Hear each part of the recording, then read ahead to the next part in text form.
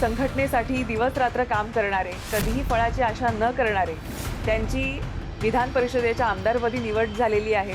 तुम्ही ओळखलंच असेल, आपल्यासोबत सुनील कर्जतकर आहेत. कर्जतकरांना मी स्वतः पक्षाच्या बैठकांमध्ये पाहिलेलं आहे किंवा पक्ष कार्यालयामध्ये अनेकदा पाहिलं आहे, पण त्यांना असं इतकं मनसोक्त गप्पा मारताना आज पहिल्यांदा पाहते, त्याचा मला खरंच मनस्वी आनंद आहे. खरं तर जामखेड सारख्या तालुक्यातून एका छोट्या गावातून तुम्ही आलात आणि आता थेट तुमचा जो प्रवास आहे तो विधान भवनापर्यंत पोहोचलेला आहे. एक फार मोठा काळ पक्ष आणि संघटनेमध्ये काढल्यानंतर तुम्हाला ही एक नवीन जबाबदारी मिळालेली आहे. जेव्हा कामाला सुरुवात केली तेव्हा एका विशिष्ट ध्येयाने कामाला सुरुवात केली. 68 वय आता पूर्ण झालेलं आहे. मला पक्षाने त्यावेळेस विधान परिषदेची उमेदवारी दिली आणि निवडून नाही आलो.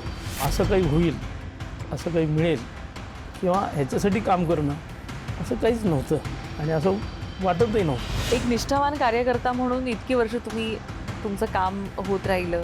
संघ संस्कारांनी तुमच्यामध्ये असे काय बदल घडवले असं तुम्हाला वाटतं? संघामध्ये राष्ट्रभक्ती ही सगळ्यात महत्त्वाची आहे आणि व्यक्ती महत्त्वाची नाही, समाज महत्त्वाचा, राष्ट्र महत्त्वाचं. हा बघण्याचा दृष्टिकोन संघाच्या विचारामुळे मला त्या काळातला तरुण म्हणजे तत्कालीन तरुण हा जो असतो तो क्रांती करत असतो. आणीबाणी ज्यावेळेस मी कॉलेजला ॲडमिशन घेतली होती पुण्याला, मी आणीबाणीच्या विरुद्ध सत्याग्रह केला.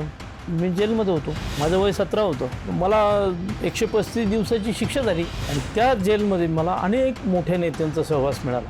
त्या काळातला झेनझी आणि या काळातला झेनझी कसं पाहता?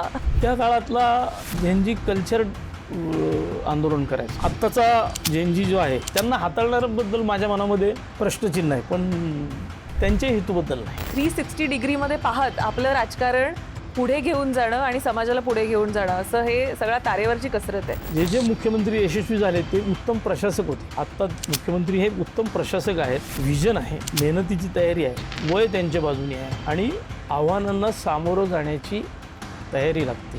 जनतेला फायदा झाला पाहिजे. त्यांच्या ज्या इच्छा असतात ते पूर्ण करण्यासाठी जे जे करावं लागतं ते करण्याची दृष्टी ती येणं आणि तसं काम करणं मला वाटतं लोकप्रतिनिधी म्हणून माझ्या दृष्टीने सगळ्यात महत्त्वाचं.